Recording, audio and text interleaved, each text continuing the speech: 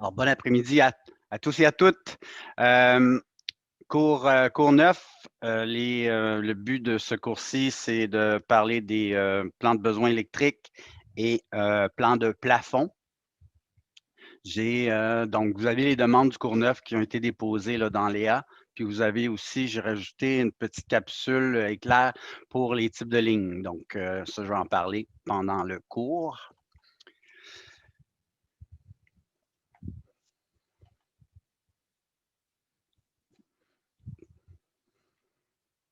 Donc, premièrement, j'ai une petite question pour vous. J'ai pas terminé la vérification de tous vos plans préliminaires. Donc, dès que ça va être terminé, vous allez les recevoir dans Léa. Donc, le correctif va être dans Léa. Par contre, j'ai remarqué sur plusieurs de vos plans, dans vos plans de construction, euh, quelle était la raison pour laquelle vous avez mis, ben, il y en a qui l'ont mis, il y en a qui l'ont pas mis, là, mais le mobilier fixe en pointillé. C'était voulu, c'était pourquoi? Moi, Ok, je moi vais j'ai fait regarder. l'erreur, là. Là que vous le pointez, je comprends que ça servait. En fait, non, excusez, m'avait mis en doute. Ben, c'est que s'il est fixe dans l'espace, pour avoir des filets de plancher qui vont pas nécessairement aller en dessous du mobilier. OK, mais pourquoi il est en pointillé? Ça, c'est une bonne question. Moi aussi, c'était ma question. Je n'ai pas Il n'y eu aurait pas dû encore de être en, réponse. Oui. il y aurait pas dû être en pointillé, c'est ça? Ben, en fait, j'ai remarqué que la moitié des étudiants l'ont mis en pointillé, l'autre les ont mis en trait plein. Est-ce que c'est par oubli? Est-ce que c'était dans votre protocole de PDEX 1? C'était ma question, en fait. Moi, c'est que je l'ai vu dans votre PDF qui est en pointillé. OK. Moi, c'est Ouais, pour moi ça. aussi, c'était ça. OK. Excellent. Moi, il y a plusieurs dans l'autre groupe qui m'ont mentionné qu'ils avaient vu ça en PDEX 1, qu'il fallait le mettre en pointillé. Mais en fait, si vous vous rappelez, si on se remet dans le contexte de votre cours de PDEX 1, vous aviez une partie de l'aménagement des unités qui était du mobilier fixe, mais existant, puis vous aviez du nouveau mobilier fixe à identifier. Donc, dans cette optique-là, je peux comprendre qu'on peut en mettre en pointillé puis d'autres en trait plein pour faire la distinction entre les deux, puisque quand on imprime notre plan, on s'entend, ma ligne est verte, je l'imprime, tout est pareil. OK? Tant aussi longtemps que je ne mets pas d'annotation à mon plan, si graphiquement mes mobiliers fixes sont identiques, l'entrepreneur ne sait pas s'il a installé le comptoir de cuisine ou s'il a à faire la vanité ou peu importe. OK? Donc, dans cette optique-là, je dirais oui, on peut mettre notre mobilier fixe en pointillé, mais il faut toujours s'assurer que dans notre légende, on va venir faire la représentation graphique de ça, puis on va nommer l'élément, puis on va dire qu'est-ce que c'est ou pourquoi on le met en pointillé. Donc, il y a toujours une justification à l'utilisation d'un élément graphique ou d'un symbole à la limite, mais on doit soit mettre une note spécifique ou identifier qu'est-ce qu'on a à faire. Dans le cadre où tout le mobilier qu'on indique dans notre projet, c'est du nouveau, ben, il n'y a pas lieu d'être en pointillé à ce moment-là. Okay? L'élément mobilier fixe, on l'indique au plan de construction. Effectivement, ce que tu mentionnais, Albert, tantôt, je vais avoir un fini de plancher qui ne passera pas nécessairement en dessous. Ben, c'est pour ça qu'on l'indique à notre plan de construction, puis on veut montrer à l'entrepreneur qu'est-ce qu'il a installé, s'il a à prévoir des fonds de clouage, ou etc. Donc, les éléments qui sont fixes, oui, ils sont visibles, mais mon questionnement, c'était plus pourquoi il est en pointillé. Bon, il y en a qui sont allés chercher ça dans le PDF, il y en a qui ont vu ça en PDEX 1, mais en fait, c'est de déterminer la, la justification de l'utilisation du pointillé. OK? Donc, dans le cadre où j'ai des éléments qui sont existants puis nouveaux, ben oui, je vais faire la distinction. C'est pour ça qu'on va utiliser les pointillés. Donc, je voulais faire une petite parenthèse pour mettre ça au clair. Dans notre projet présentement, tout est nouveau, donc il n'y a pas d'existant, là. Donc, mon mobilier, là, il va être en trait plein. OK? Ça m'amène à vous dire que là, on va faire un plan de besoin électrique. Au plan de besoin électrique, on s'entend si j'ai à alimenter un poste type, un poste de travail en électricité avec un câble réseau, téléphonie et autres, ben, le mobilier comme tel, à cette étape-là, oui, là, je vais le mettre en pointillé. Pourquoi? Parce que dans le fond, c'est pas ça qui prime dans mon dessin, c'est plus mes symboles graphiques que je veux faire ressortir, puis comment je vais alimenter mes zones. OK? Donc, dans cette optique-là, on n'est plus dans le plan de construction, là, on est dans le plan de besoins électriques.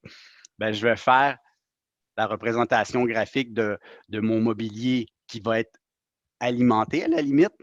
S'il n'y a aucun lien avec l'électricité, donc on s'entend, les tapis de yoga, là, je n'ai pas besoin de voir ça dans ce plan-là. Les casiers non plus.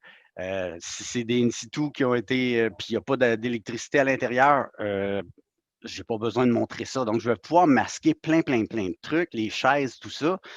Moi, ce que je veux voir, par contre, j'ai dans mon partie air ouverte, j'ai mes postes types. Ben, ici, je vais avoir des prises électriques, des prises réseau, etc., qui vont être soit au plancher. Ben, je vais vouloir montrer où est ma prise, puis ça va relier quoi? Ça va alimenter, en fait, mon poste type pour les ordinateurs, téléphonie et autres.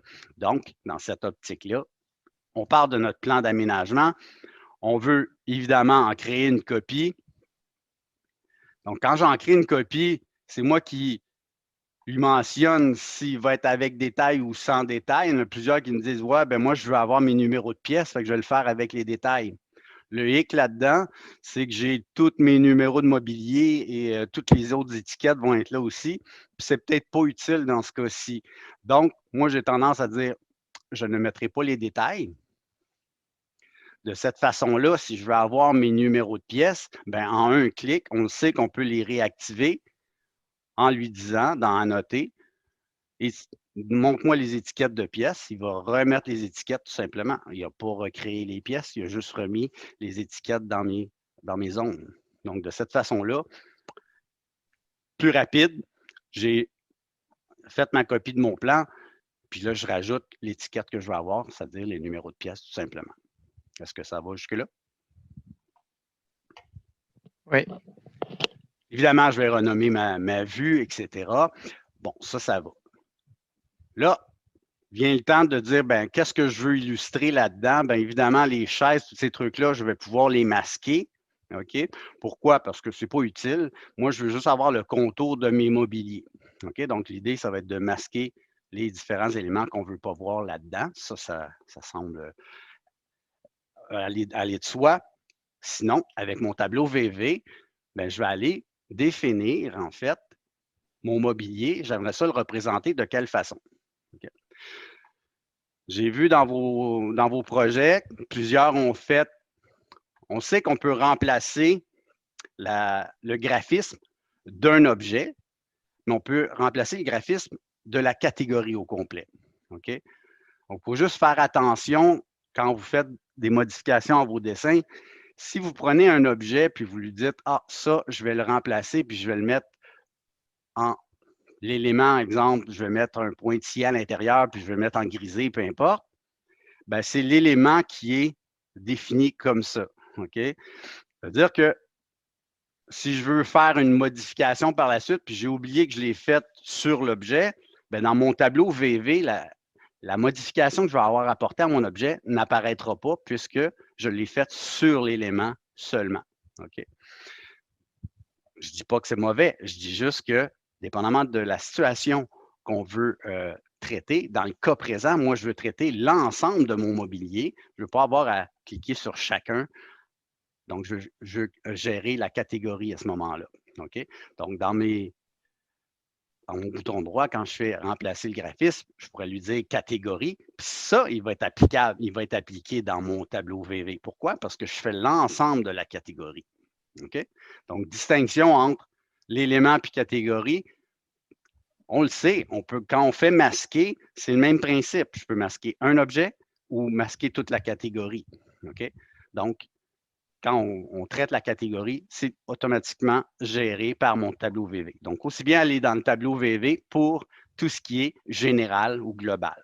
OK? Est-ce que ça va la distinction entre les deux? Oui? Non? Peut-être? Peut-être. Peut-être. Donc, ce que je vais faire comme modification à mon tableau VV, c'est exemple, mon mobilier, là, j'aimerais ça que les lignes de surface, les contours, soient en pointillés dans mon dessin. OK? Donc, si je prends le mobilier ici, puis je remplace ça, puis je lui dis, OK, moi, je veux une ligne cachée. Je veux qu'il soit en grisé. Je vais prendre une teinte un petit peu plus pâle, là, donc le 192, et je vais faire OK. Si je fais ça, quand je vais appliquer, ben, tout mon mobilier est en pointillé. Toute la catégorie mobilier est en pointillé.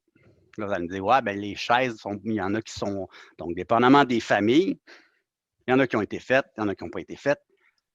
De toute façon, dans cette optique-là, moi, les chaises, je vais les masquer de toute façon. Donc, vous allez les masquer dans votre dessin. Moi, ce que je vais vouloir avoir au final, c'est le contour de mes postes. OK? On peut aller plus loin. Je pense que c'est toi, Marie, la semaine dernière, qui disais, on peut aller éteindre l'épiètement, puis les zones de circulation, les cercles alentour de nos tables, tout ça. Ben moi, dans mon plan de besoin électrique, je n'ai pas besoin, moi, du piétement, puis si j'ai un clavier rétractable en dessous de mes surfaces, je n'ai pas besoin de ça. Donc, ce que je peux faire, si je veux aller plus loin, dans mon mobilier, je clique sur le plus, et toutes les sous-catégories de mon mobilier, je peux les éteindre. OK? Donc, si je fais ça, je vais prendre toute la liste qui est à l'intérieur. Ça, c'est vraiment là, toutes les composantes de nos postes types, les UF, puis, etc. Si je les éteins dans ce plan-là, quand je vais faire appliquer, bien, je vais avoir juste les contours. Donc, la plupart de mes familles, là, on le voit, là, on voit juste les contours, puis c'est ça que j'ai besoin pour mon plan de besoin électrique. D'accord? Oui. OK. Évidemment, tout ce qui n'est pas relié à l'électricité, je vais les masquer. Donc, on va masquer tous ces éléments-là. Puis s'il reste des équipements comme les vélos, etc., puis j'ai besoin d'alimenter en électricité parce qu'ils sont branchés, bien, je pourrais, dans mon tableau VV, si je veux les avoir en pointillé, bien là, on a des équipements électricité, etc. Donc, si j'ai plusieurs types d'équipements, bien, tous ceux-là, je peux les remplacer aussi, puis les mettre en pointillé. Donc, dites-vous que les changements que je fais présentement, c'est vraiment applicable juste dans la vue actuelle, c'est-à-dire dans mon plan de besoin électrique. Donc, mes éléments sont devenus en grisé. Tout ce qui est plus haut que 4 pieds, ça peut arriver des fois, vous allez vous dire, ah ouais, moi, il y a certains éléments qui n'apparaissent pas en pointillé. Dans mon tableau VV, quand je traite les surfaces ou les projections, Revit fait une vue en plan de notre espace, puis il se place à 4 pieds 6, puis il regarde vers le bas. Si j'ai un élément qui est plus haut que ça, bien, ça va être à moi de lui dire, ben, OK, moi, mon meuble de rangement, par exemple, il va jusqu'à 8 pieds, je veux qu'il soit en pointillé. Bien là, à ce moment-là, je pourrais lui dire que les lignes de coupe, ici, je vais les ajouter, puis je vais les mettre en pointillé. OK, je fais le même traitement. Donc, ça, c'est pour, au besoin, si j'ai des éléments qui sont plus hauts que 4 pieds, évidemment, le Revit, quand il fait sa coupe, ben, il ne voit pas la surface. Donc, si mon élément est plus haut que 4 pieds, même si je lui ai dit, montre-moi les surfaces en pointillé, ben, il va me montrer les contours de mon élément en très plein. Pourquoi? Parce qu'il a fait une coupe, lui, à 4 pieds, puis il ne voit pas le dessus. Donc, c'est à nous de lui dire, ben, à ce moment-là, je vais mettre des pointillés aussi dans ma coupe de mon élément, puisqu'il est plus haut que 4 pieds. Je ne dis pas que c'est nécessaire tout le temps, je dis juste, si vous avez des objets qui sont plus hauts, donc plus haut que 4 pieds, puis vous voulez mettre des prises qui sont reliées avec ça, ben, puis vous voulez les afficher en pointillé, ben, vous devez, à ce moment-là, changer la projection de la coupe à ce moment-là. Est-ce que ça va? Ouais. Oui. Ça va être à essayer? Ben oui, mais c'est juste qu'il faut le mettre en application. Oui, oui. OK. Donc, je vais revenir à mon plan. Monsieur, Oui, vas-y. y a-t-il une raison pour laquelle les chaises, les sièges sont plus foncés que le reste du mobilier? Ben, en fait, c'est que les chaises ont un traitement particulier dans les familles. ils ont des remplacements et ils restent en trait, si tu veux, en trait continu. Mais dans ce cadre-là, moi, ce que j'ai fait, de toute façon, dans ma vue, je les ai toutes masquées. Okay? Ça ne me tente pas d'aller modifier chacune des familles pour aller les traiter. Là. On va perdre du temps, un temps fou pour faire ça. Puis de toute façon, ce n'est pas utile puisque on ne veut pas les voir, les chaises, dans ce plan-là, donc on les masque, tout simplement. Parfait. Puis la même chose, je ne sais pas si vous avez remarqué, mais tantôt, là, on avait les surfaces, les claviers, tout ça, puis ils restaient en très plein. Bien, c'est le même principe. Ces éléments-là sont distincts, puis ils vont rester en très plein parce que la famille a été traitée comme ça. Donc, à nous c'est pour ça que j'ai masqué tous les éléments qui constituent nos familles, puis j'ai juste gardé le contour du mobilier à ce moment-là dans mon tableau VV. Puis si vous vous posez la question pourquoi les postes types ici, ils ont toujours des lignes à l'intérieur avec d'autres composantes, bien ça, c'est des assemblages qui ont été faits. Puis à l'intérieur de mon groupe ou de ma famille, encore une fois, j'ai plusieurs éléments constitutifs qui sont des familles imbriquées une dans l'autre. Donc, c'est un petit peu comme dans AutoCAD, quand je mets un bloc dans un bloc dans un bloc, bien, il faut que j'aille chercher l'élément en source pour aller le traiter. Mais à tout le moins ici, tout est en grisé, puis ça, c'est super. Sinon, il aurait fallu que je décompose la famille pour aller chercher les informations qui sont dedans, mais ce n'est pas le but de l'exercice. C'était de dire, je veux avoir en pointillé le contour de mes objets, de mes imprimantes, de mes trucs qui vont être reliés, de mes équipements, etc. Donc, à l'aide du tableau VV, je peux gérer tout ça.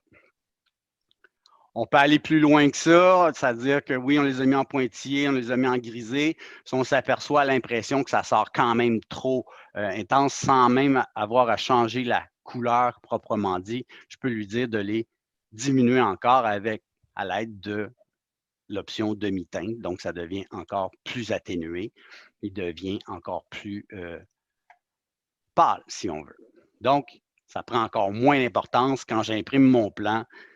Je vois tous les éléments qui vont être reliés à mon système électrique en gris pâle. Donc, ça va sortir très, très atténué une fois mon plan imprimé. On a une panoplie de symboles graphiques quand on fait notre plan de besoin électrique. La preuve, si vous allez dans Symboles, vous allez avoir la catégorie pour les besoins électriques, vous les avez en début ici. OK? Je trouvais la liste pas très exhaustive. Donc, je vous ai fait une petite famille que vous intégrez. C'est un petit peu comme un bloc AutoCAD, un bloc dynamique dans lequel vous avez plein d'options. Ben, là-dedans, il me manquait les prises à circuit unique. Il me manquait certaines prises qui ne se retrouvaient pas dans la liste ici. Donc, je vous ai fait un petit bloc ou en fait une petite famille que vous pouvez aller chercher dans OneDrive. Donc, je vais aller donner le petit lien. Donc, si je fais dans OneDrive, dans Famille Revit, dans la section Symboles, j'ai mis Symbole besoin électrique. Donc, cette famille-là, si vous la téléchargez sur votre poste, je l'ai mis sur mon bureau pour vous montrer, je vais aller tout simplement la charger dans mon projet. OK? Donc, si je fais Insérer, charger famille, je l'ai mis dans mon bureau pour l'instant. Je vais aller la chercher.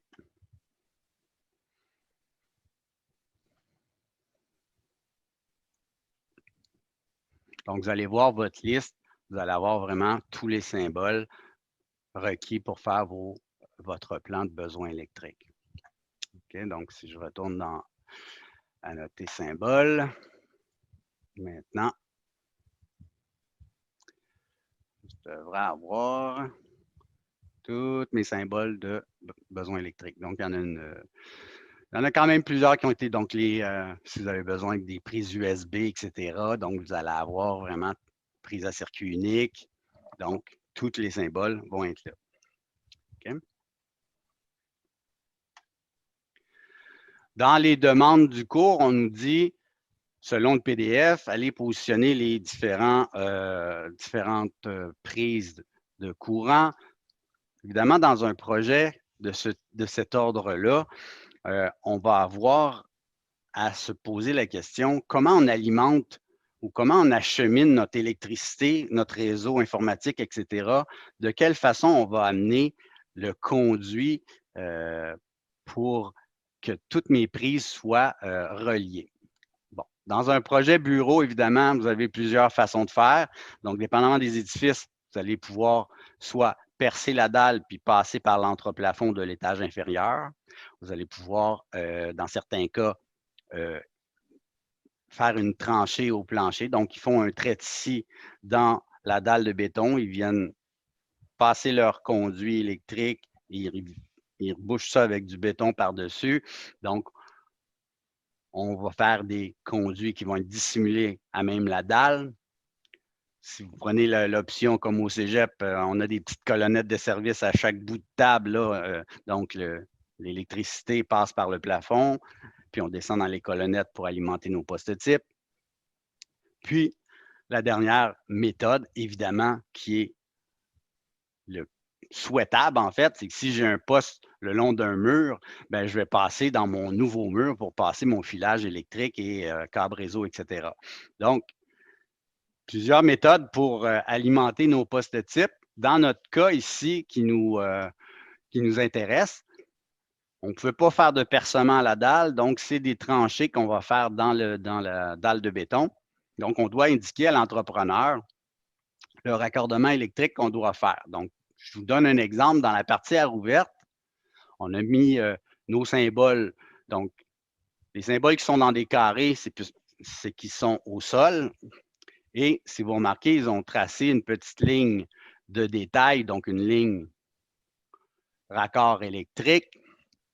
On est venu tout simplement indiquer que l'alimentation de ces différentes prises-là va se faire par la tranchée ici. Puis c'est toujours relié à un mur, cet élément-là. OK? Donc, on s'entend, le filage passe dans le mur, il descend au sol, puis on fait une tranchée dans la dalle de béton et on vient tout simplement, dans ce conduit-là, il va avoir tous les fils requis pour faire l'alimentation de mes différentes prises qui sont là. Par poste, ça me prend une prise de courant, ça me prend une prise réseau, puis dans ce cas-ci, ils ont un système de téléphonie, donc trois symboles représentant les différents éléments que j'ai besoin. Okay? La ligne de raccord électrique, si vous ne l'avez pas dans votre gabarit, j'ai fait une petite capsule pour ça. Donc, si je viens dans Gérer ici pour vous montrer, paramètres supplémentaires, style de ligne. Donc, tous les styles de ligne qui sont présentement dans mon dessin, j'ai cliqué sur le plus. Ça, c'est tous les styles qui sont actifs dans mon dessin. OK? Donc, si vous n'avez pas raccord électrique dans votre dessin, vous pouvez en créer une nouvelle et vous indiquer tout simplement le nom que vous voulez à votre type de ligne. Donc, vous pouvez en créer le nombre que vous voulez selon vos besoins. OK? Donc, si je dis raccord électrique ici, raccord électrique, c'est une ligne. Donc, dans AutoCAD, on a des épaisseurs de traits. Dans Revit, c'est des projections. Puis, on a de 1 à 16 comme épaisseur de trait, 1 étant le plus fin, 16 étant une ligne de très, très large. Dans ce cas-ci, on a dit raccord électrique, on la veut à 2, la couleur, puis le type de ligne qu'on veut attribuer à ça. Donc, c'est dans ce cas-ci, et d'une 1/8 de pouce. Donc, si je crée mon style de ligne pointillé, quand je l'applique, maintenant, dans mes lignes de détail, maintenant, je vais avoir raccord électrique que je vais pouvoir utiliser. Donc, je peux générer les types de lignes que je veux si j'ai des besoins supplémentaires. Donc, ça, j'ai fait une petite capsule bien spécifique pour ça. Sinon, vous l'avez maintenant. Donc, je peux tracer mes lignes. Ces tranchées-là, évidemment, on ne veut pas passer d'un bord à l'autre de notre édifice. Il y a un coût relié à ça, puis on essaie d'avoir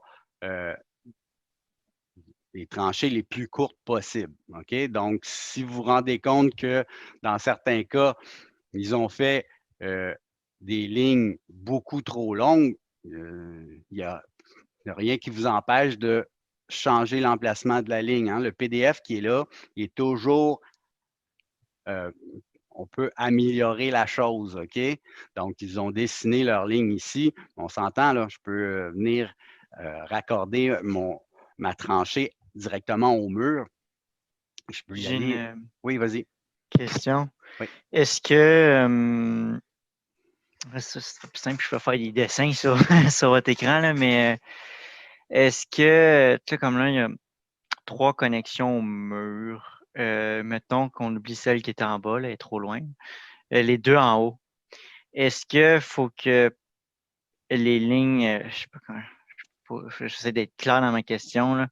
Comme là, en ce moment, sont parallèles, mais est-ce que ça pourrait pas être plutôt comme je sais pas comment je pourrais penser, une arborescence, tu sais, qu'on regarde, mettons, complètement à gauche de l'écran, là, où est-ce que c'est marqué vue 3D, puis là, tu as une petite ligne qui descend, puis là, qui rejoint 3D.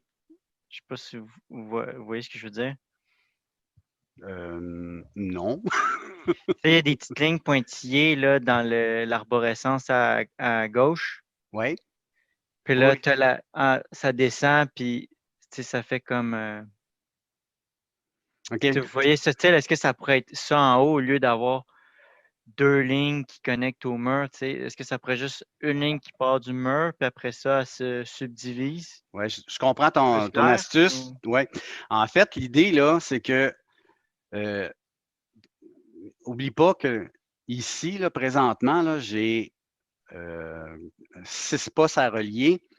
J'ai quand même une dizaine de câbles à passer là-dedans.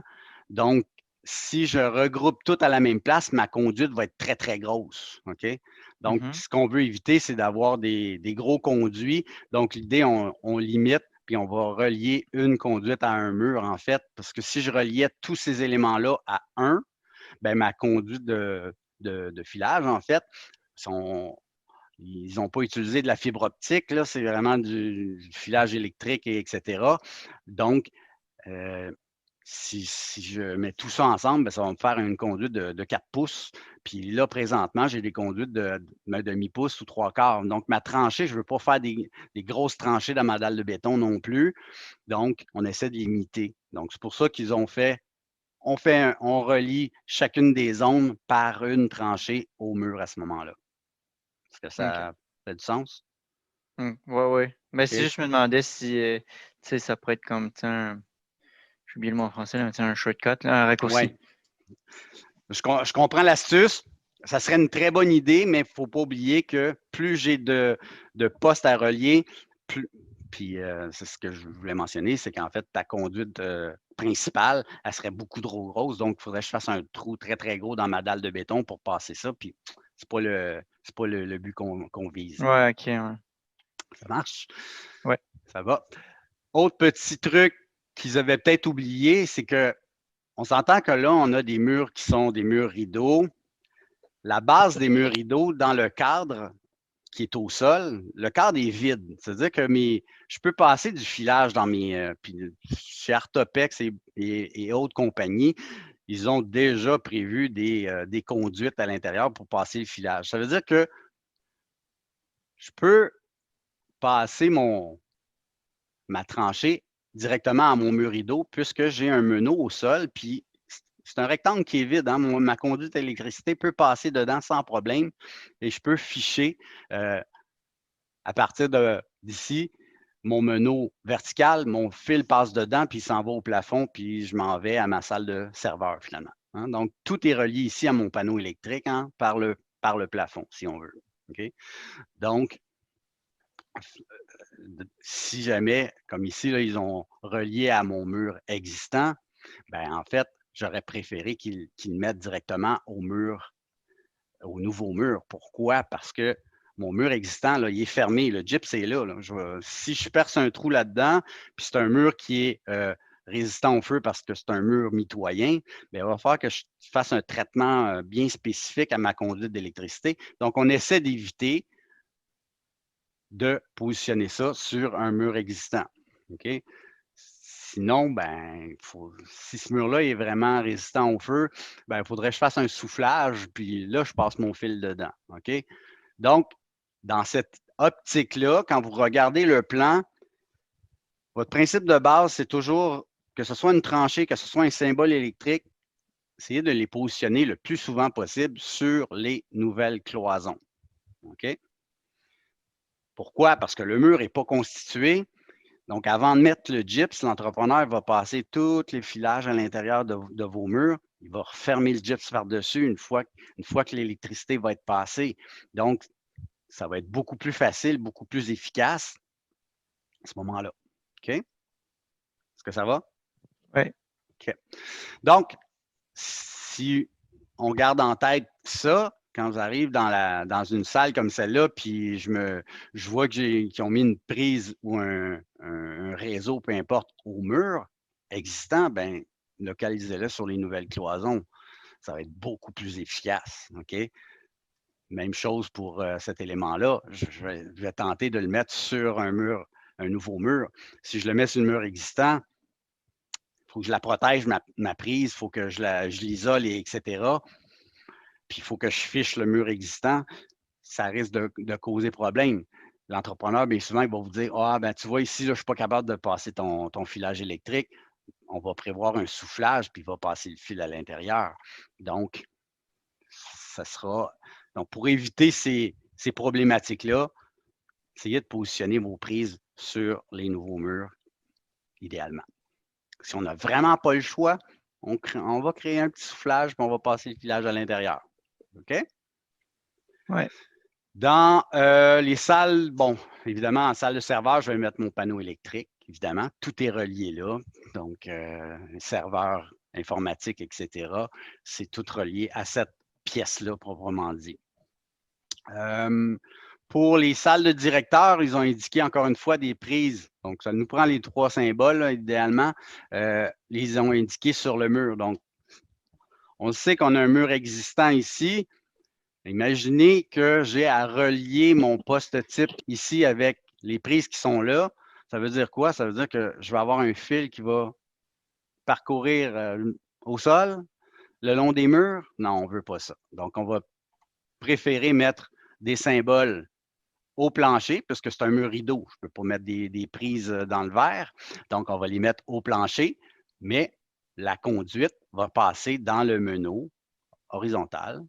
Si je n'ai pas d'autres meneaux verticaux, ben, ça va être à l'extrémité ici que le fil va monter jusqu'à dans notre. Donc, ça, on n'a pas besoin de l'indiquer, mais juste pour vous mentionner, on va mettre les symboles au sol, au niveau de notre poste type pour les directeurs, par exemple, afin d'éviter. Donc, ça, on enlève ça de là. Ça n'existe pas. OK? On va les placer au niveau de nos postes types. Est-ce que ça va? Oui. OK. Quand il vient le temps de positionner plusieurs symboles de même type, vous pouvez, moi, ce que j'ai fait, c'est que j'ai positionné 3 de mes symboles, puis j'ai fait un groupe avec. Donc, en faisant un groupe, ben, je vais pouvoir les recopier le nombre de fois que je veux. Et la façon de faire, c'est fort simple. Je sélectionne mes éléments et je viens créer un groupe. Donc, ça me fait un assemblage. Puis là, je vais pouvoir les recopier partout où j'en ai besoin. Donc, quand j'ai des éléments qui sont répétitifs, on peut insérer nos symboles, se générer un groupe, puis les recopier le nombre de fois qu'on a besoin. Même chose ici, hein, j'ai des prises qui sont prises standards. Ben, si j'ai à avoir des prises ici, ben, je vais les mettre au sol à ce moment-là, puisque c'est un mur rideau qu'on a là. Sinon, ça va. Ici, on indiquerait une tranchée, même principe. Donc, on aurait une petite tranchée. On a une prise dans notre mobilier. Ben, on va avoir une petite tranchée qui va aller jusqu'à mon mur, nouveau mur. Là, pourquoi juste celle qui était au milieu, la salle polyvalente, 42 pouces de haut, puis ce serait pas un carré? Mais en fait, elle est sur le mobilier. On a une surface, un élément, plusieurs hauteurs, j'imagine, là-dedans. Il faudra aller voir le 3D, là, mais j'imagine que cet élément-là, il est surélevé, puis on a une prise en façade. Puis là, ici, on a une table, j'imagine. Ouais, mais ça veut dire de faire une tranchée. C'est juste que, dans le fond, comment moi je l'imaginais, mettons, par rapport au carré, là, dans la salle de rencontre, c'est que tu as la tranchée, ça va du plancher, puis rendu au plancher, ben, c'est comme tu sais, c'est une prise, donc après ça, c'est comme un nouveau fil qui part du sol, puis qui passe là il peut passer comme dans le meuble, puis Oui, dans le meuble intégré, il y a la boîte ab- pour. absolument. Mais il faut que je puisse l'alimenter, cette prise-là. Puis elle vient d'où l'électricité? Ben, j'ai fait une tranchée qui passe dans le mur ici. Le fil s'en va jusqu'à mon panneau électrique dans le plafond. Donc, faut qu'elle soit alimentée, cette prise-là. Donc, l'électricité vient d'où?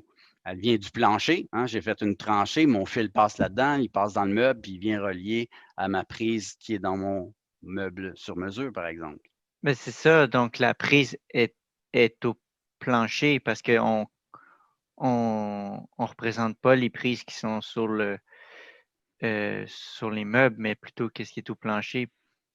Ouais, ben Comme les deux sont comme connectés, mais comme au. ouais, mais dans le cadre où j'aurais un meuble sur mesure dans lequel j'aurais une prise qui est intégrée, je n'ai pas de prise au sol. En fait, c'est une boîte de jonction qu'il va avoir. Hein? C'est un fil qui va passer dans le meuble. Il n'y a pas de prise au plancher à cet endroit-là. Là. Donc, la façon moi, bon, j'aurais plus tendance à mettre une note spécifique pour dire ici, cette prise-là est intégrée au mobilier, prévoir Mhm. raccordement électrique, puis là, je vais mettre ma tranchée. Parce qu'au sol, là, on s'entend, il n'y a pas une prise, là, tu ne vas pas Ouais, c'est brancher ça. c'est ça, c'est une sortie électrique qu'il va avoir. Et à ce moment-là, il va y avoir un branchement avec ma arête où le fil va s'en aller directement dans la prise de courant intégrée à ton mobilier. Ouais. Ben, il peut y avoir dans certains cas, des prises qu'on peut vraiment comme brancher à partir du sol. Ouais, mais ça ne serait pas l'idéal parce que Ben, dans le pas au fond, commercial, là. ouais, c'est ça, c'est parce qu'ici, le mobilier va sûrement être ancré au sol, il va sûrement devenir fixe, là. Mhm. On veut pas avoir à aller brancher un fil en arrière. Ça va être l'électricien qui va venir faire le raccordement. Là. OK? Est-ce que ça va? Ouais. OK. Donc, après ça, donc les prises là, pour les autres, ça va. Donc, Moi, juste j'aurais une pas. Oui, question. vas-y. Désolée. C'est juste dans le fond, concernant les tranchées, j'imagine on privilégie toujours le mur le plus proche qui se dirige vers le panneau. Effectivement. Donc, OK. ici, dans ma salle de rencontre, si j'ai le choix d'aller vers la gauche, vers Ouais, la droite, je vais aller vers plus la de ce côté. droite. Oui, OK. exactement. OK, parfait. C'est OK. tout. Le mur le plus près, donc les tranchées les plus courtes possibles. On le sait que la ligne droite, c'est le chemin le plus court. Donc, puis, effectivement, tu as raison, du côté qui va se rapprocher le plus de notre panneau électrique. Très bonne remarque. Sinon, donc, dans les demandes, donc, ça, c'est les prises qui sont a priori dédiées. Ce qu'on appelle dédiées, c'est des prises qui vont alimenter soit des appareils fixes ou des postes types. Ça, c'est les prises dédiées. Vous remarquez, ils ont mis des cotes. Donc, l'idée, c'est de venir positionner nos prises. Faites juste attention. Bon, quand c'est le long d'un mur, ça va. Quand c'est en plein centre, ben, ça va me prendre une cote horizontale verticale pour localiser là. Donc, si je regarde la cote ici, j'ai 6 pieds 3, mais je ne sais pas à quelle distance la positionner en Y. Donc, quand j'ai une prise en plein milieu d'une pièce, ben, assurez-vous de coter verticalement et horizontalement. Quand c'est le long d'un mur, ça va, mais en plein milieu, ça me prend les deux coordonnées. OK. Sinon, Oui, dans les demandes, donc ça, c'est les prises dédiées qu'on a dit. On met des cotes. On nous demande, au résidentiel, est-ce que vous vous rappelez, c'était quoi la distance entre vos prises, les prises standards? On devrait avoir une prise à toutes les pour l'entretien ou pour autres, donc les Est-ce que prises globales. est-ce que c'était. J'hésite en 24-48. En fait, au résidentiel, c'était entre 10 et 12 pieds. Au commercial, c'est entre 15 et 20 pieds. Donc, nous, on nous a demandé une prise à toutes les 20 pieds qui ne sont pas dédiées. Vous n'avez pas à les coter. Vous venez juste positionner une prise dans les nouveaux murs en fait, c'est pour l'entretien, que ce soit pour balayeuse, polisseuse, peu importe, pour les planchers, peu importe. Ça nous prend une prise pour l'entretien, en fait. Donc, une prise générale. Mais celle-là, on n'a pas besoin de les coter. Pourquoi on ne les cote pas? C'est que l'entrepreneur, quand il va regarder, fais un exemple, je viens de placer une prise sur ce mur-ci. Ben lui, ce qu'il va faire, c'est le mur, le gyps n'est pas encore là. Il va regarder votre plan, il va dire, OK, avait une prise à cet endroit-là. Il va regarder le montant le plus près, puis il va venir fixer sa boîte électrique sur le montant le plus près possible en fonction de votre plan. On s'entend, je n'ai pas besoin de savoir qu'elle est à 12 pouces du coin ou peu importe. Si je n'ai pas de montant exactement à cette place-là, ben si je lui dis mets la prise à cet endroit-là, ben lui, il doit prévoir à ce moment-là un montant à l'endroit spécifique et pour pouvoir fixer sa boîte électrique. Donc, d'où, quand vous mettez une cote, ça dit à l'entrepreneur, ben regarde, c'est là que je la veux, ben il faut que tu prévois que ce soit un montant métallique, un fond de clouage, peu importe, ben il faut que tu trouves le moyen d'installer ta prise là. OK? Dans le cadre où ce n'est pas des prises dédiées, je ne mets pas de cote. Donc, si le premier montant est à 6 pouces, 8 pouces du coin, ben, il va positionner sa prise sur le montant en fonction de la localisation la plus près possible de votre plan à ce moment-là. Est-ce que ça va?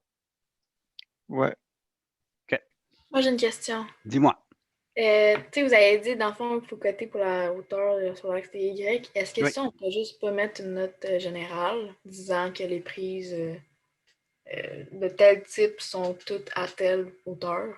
La hauteur, ça, je n'ai pas de problème avec ça. Moi, ce que je mentionnais, c'est que si je veux localiser mes prises qui sont ici, j'ai dit à 6 pieds 3 pouces le centre, ben moi, je ne sais pas là, à quelle distance va être positionné. Donc, ça va me prendre, ni plus ni moins, une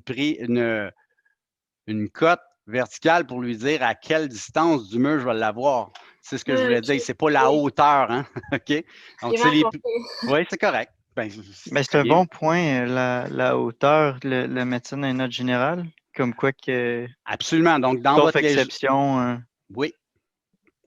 S'il y a une hauteur d'inscrite à côté de ma prise parce que je veux l'avoir à une hauteur de 42 pouces, par exemple, ben, je vais l'écrire directement au plan. Sinon, toutes les prises vont être situées à 12 pouces du plancher fini. Là. Ça devrait être inscrit déjà dans vos notes générales. Si ce n'est pas là, on va le rajouter. Oui. Merci. Okay. Si vous avez des prises, des prises où il y a dans la salle de conciergerie, en fait, on a une cuve, on a une prise. Quel type de prise on devrait utiliser? Je me souviens, à terre, là, de quoi, je me souviens pas le terme. Avec mise à la terre. Mise à la terre. Oui, exactement. OK, donc ça nous prend une mise à la terre, donc la symbolique est différente. OK, donc le centre est noirci. Bien, évidemment, quand je vais faire ma légende de symboles, je vais m'assurer que tous les symboles que j'utilise vont être représentés. Donc, j'ajuste ma légende en fonction de ça. OK? Donc, oui, à chaque fois que j'ai une source d'eau pas loin, ben, je vais me mettre avec mise à la terre. Donc, évidemment, ici aussi, ça serait le cas. D'autres plus spécifiques, circuit unique qu'on voulait avoir. J'ai rajouté ça aussi quand vous allez insérer la famille. Le circuit unique, c'est que ça peut être des éléments qui ont besoin d'une alimentation, une intensité de courant plus importante. Donc, dans le cas présent, l'imprimante nous demandait un circuit dédié. Donc, vous avez le symbole circuit unique qui va faire en sorte qu'il y a un disjoncteur juste pour cet appareil-là.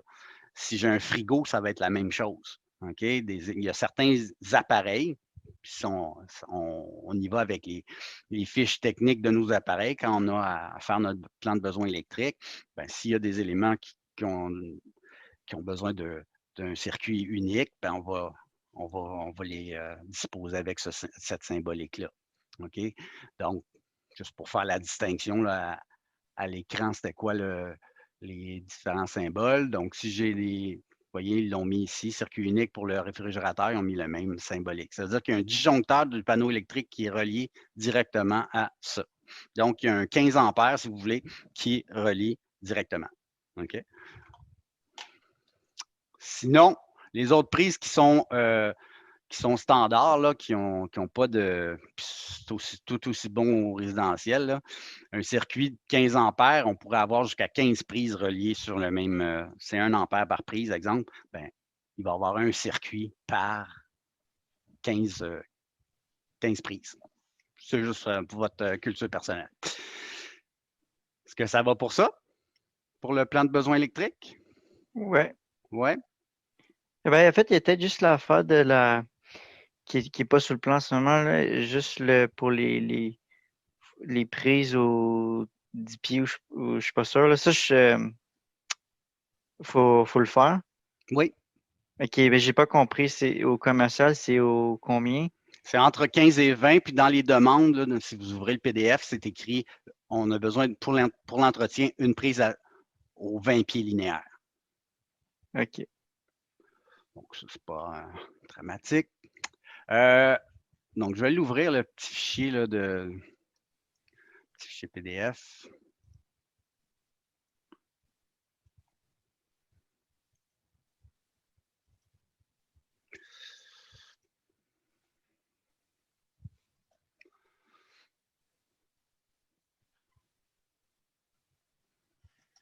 Donc, compléter le plan de besoin électrique, vous devez prévoir une prise double standard à tous les 20 pieds linéaires, cotation non requise, puisqu'elles sont positionnées en fonction de la structure à l'intérieur du mur. Donc, on vient le positionner. Nous, on n'a pas à spécifier où on veut l'avoir, ou on n'a pas à placer non plus les montants à l'intérieur des murs, mais on lui indique, grosso modo, où on la veut, puis il va la positionner en fonction de la structure interne du mur.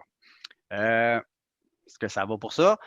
Pour ce qui a trait du plan de plafond réfléchi, dans le jeu de plan PDF, cette année-là, il n'avait pas fait de plan de plafond réfléchi. Alors, ce qui va vous être demandé, en fait, c'est travail de composition. On ne passera pas 2 semaines là-dessus. L'idée, c'est de concevoir un plan de plafond réfléchi. On sait que la hauteur libre sous la dalle, c'est 12 pieds. Puis, selon vous, c'est quoi l'espace qu'on devrait garder pour le passage de nos conduites de ventilation, électricité, etc.? Ce serait quoi l'espace là, réglementaire? Là? Entre 12 et 18 Minimal. pouces. Ah, vas-y, Chloé. Excuse. Entre 12 et 18 pouces. Exactement. OK? Donc, gardez en tête 12 pouces. C'est une dimension standard. OK? Plus petit que ça, si c'est exemple, je mettais tous mes plafonds dans le cas présent à 11 pieds 6, ben, ça impliquerait que nos conduites de ventilation sont beaucoup plus étroites, en fait, beaucoup moins hautes, mais beaucoup plus larges. OK? Donc, c'est pas standard. Habituellement, les conduites vont faire entre 8 et 10 pouces. Fait que dans 12 pouces, ça rentre, on n'a pas de problème. Donc, gardez en tête qu'on se garde un pied de hauteur. Donc, si j'ai à placer un plafond en gyps, un plafond en tuile acoustique, ben, je vais principalement, je peux le positionner à 11 pieds. Par contre, on peut monter à certains endroits, puis on peut descendre plus bas aussi à certains endroits. Donc, ça va être à nous de jouer. Donc, l'idée, c'est de faire des retombées, effectivement, des remontées, mais gardez toujours en tête qu'on a des conditions existantes, c'est-à-dire mon mur rideau en façade, ben, dans la dalle, j'ai 12 pieds, mais j'ai j'ai une base de 30 pouces, puis j'ai un espace pour mon mur rideau de 6 pouces par rapport à la dalle. Ça veut dire que si je viens positionner un plafond à 11 pieds dans mes parties avant ici, ben malheureusement, je vais avoir un plafond plus bas que mon mur rideau. Ça veut dire que en périphérie, je pourrais avoir une bande de plafond à 11 pieds 6, mais la partie centrale peut être plus basse. OK? Donc, je peux, à ce moment-là, jouer avec mes niveaux. Mais on s'entend, je ne peux pas amener un plafond à 11 pieds contre mon mur extérieur. Je vais avoir mon plafond plus bas que mes meneaux.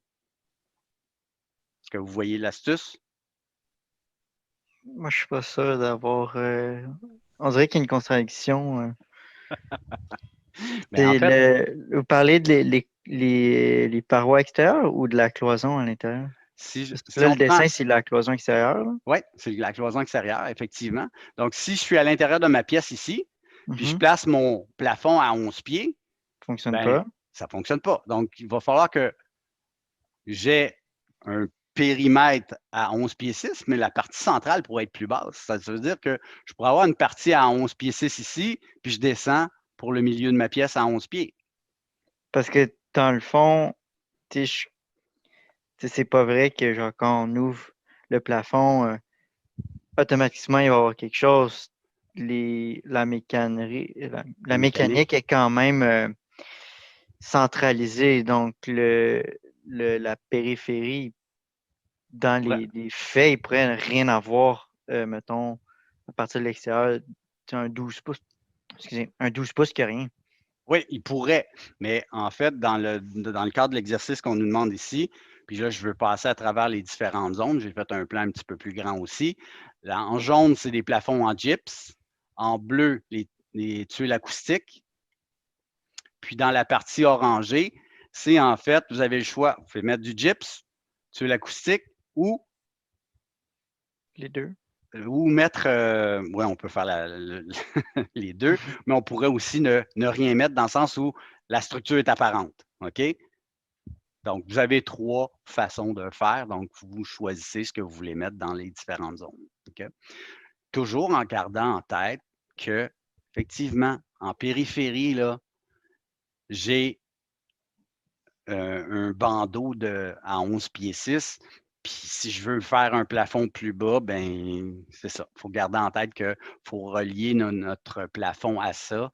Donc, à nous de voir ce qu'on fait pour, pour relier en fait notre plafond à notre mur extérieur. Donc, tous les murs, là, tous les plafonds qui vont être liés avec mon mur en périphérie, ben, il faut porter une attention particulière puisqu'on sait que la coupe de notre cloison extérieure, ben, mon mur rideau monte jusqu'à 11 pieds 6. Ouais. D'accord? Évidemment, il n'y aura pas de points accordés, en fait, à. On va mettre de l'éclairage aussi là-dedans. On ne fera pas de calcul exhaustif. Là, hein. On va venir positionner, on va se faire des trames, puis on va venir positionner des encastrés, des fluorescents dans les différentes zones. Donc, l'idée, c'est de produire un plan de plafond réfléchi, mais il n'y aura pas de points accordés au calcul, ni non plus à la conception là, globale de la chose. Moi, ce que je veux, c'est qu'on puisse être en mesure de faire un plan de plafond, puis de le produire en dessin, en production de dessin d'exécution.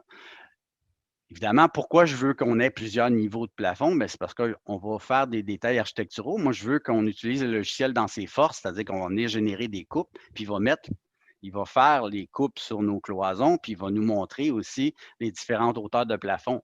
Donc, on peut se servir des options de coupe pour générer des détails architecturaux rapidement à ce moment-là.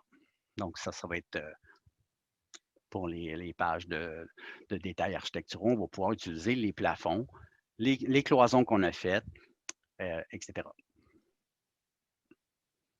Ouais. Est-ce que ça va pour tout le monde?